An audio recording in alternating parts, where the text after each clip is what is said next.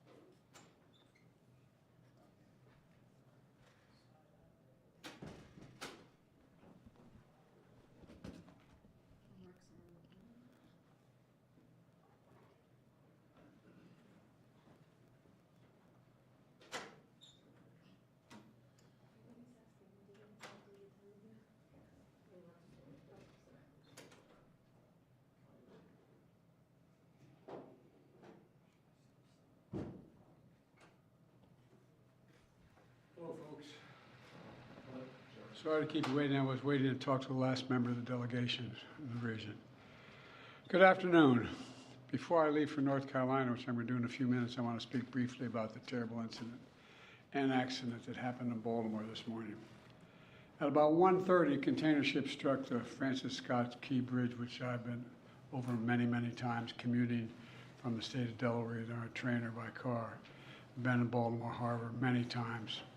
And the bridge collapsed, sending several people in vehicles into the water, into the river. And multiple U.S. Coast Guard units, which are stationed very nearby, thank God, were immediately deployed along with local emergency personnel.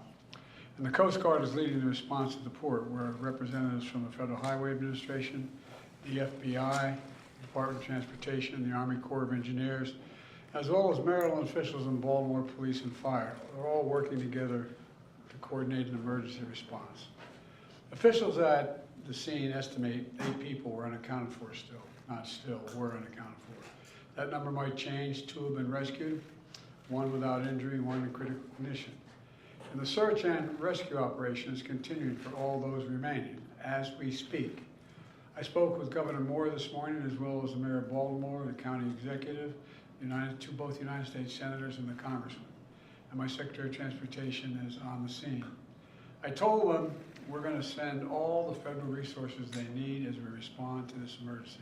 I mean all the federal resources. And we're going to rebuild that port together. Everything so far indicates that this was a terrible accident. At this time, we have no other indication, no other reason to believe there's any intentional act here. Personnel on board the ship were able to alert the Maryland Department of Transportation that they had lost control of their vessel, as you all know and reported. As a result, local authorities were able to close the bridge to traffic before the bridge was struck, which undoubtedly saved lives. Our prayers are with everyone involved in this terrible accident and all the families, especially those waiting for the news of their loved one right now. I know every minute in that circumstance feels like a lifetime. You just don't know.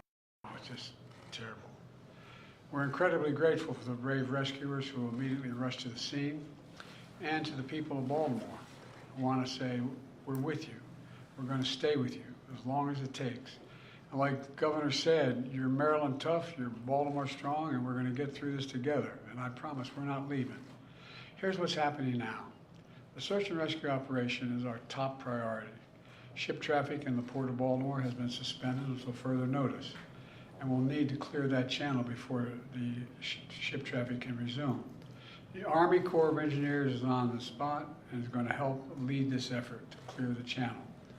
The Port of Baltimore is one of the nation's largest shipping hubs, and I've been there a number of times as a senator and as a vice president. It handles a record amount of cargo last year, It's also the top port in America for both imports and exports of automobiles and light trucks. Around 850,000 vehicles go through that port every single year, and we're going to get it up and running again as soon as possible. 15,000 jobs depend on that port, and we're going to do everything we can to protect those jobs and help those workers. The bridge is also critical for travel, not just for Baltimore, but for the Northeast Corridor. Over 30,000 vehicles cross the Francis Scott Key Bridge on a daily basis. It's virtually, it's one of the most important elements for the economy in the Northeast and the quality of life. My transportation secretary is there now. As I told Governor Moore, I've directed my team to move heaven and earth to reopen the port and rebuild the bridge as soon as humanly possible. And we're going to work hand in hand with the support of Maryland to support Maryland and whatever they ask for. We're going to work with our partners in Congress to make sure the state gets the support it needs. It's my intention that the federal government will pay for the entire cost of reconstructing that bridge, and I expect the Congress to support my effort. This is going to take some time. The people of Baltimore can count on us, though, to stick with them at every step of the way until the port is reopened and the bridge is rebuilt. You know, we're not leaving until this job gets done. Not leaving until then. So I just want to say God bless everybody who got everyone harmed this morning and their families. And may God bless the first responders, many of whom risking their lives. And the reason I'm not going to take a lot of questions, there's remaining issues that are open, and we've got to determine what's going to happen in terms of the rescue mission and the like. But Do you plan to go to Baltimore, sir? And if so, how quickly? I do, and as quickly as I can. You said the federal government's also going to pay for the repairs. I'm just curious, this was a ship that appears to be at fault.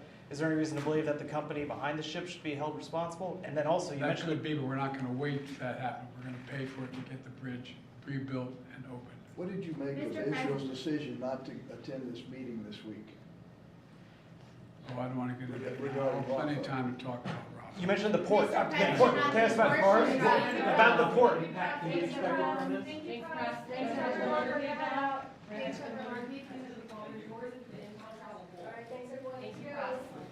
All right.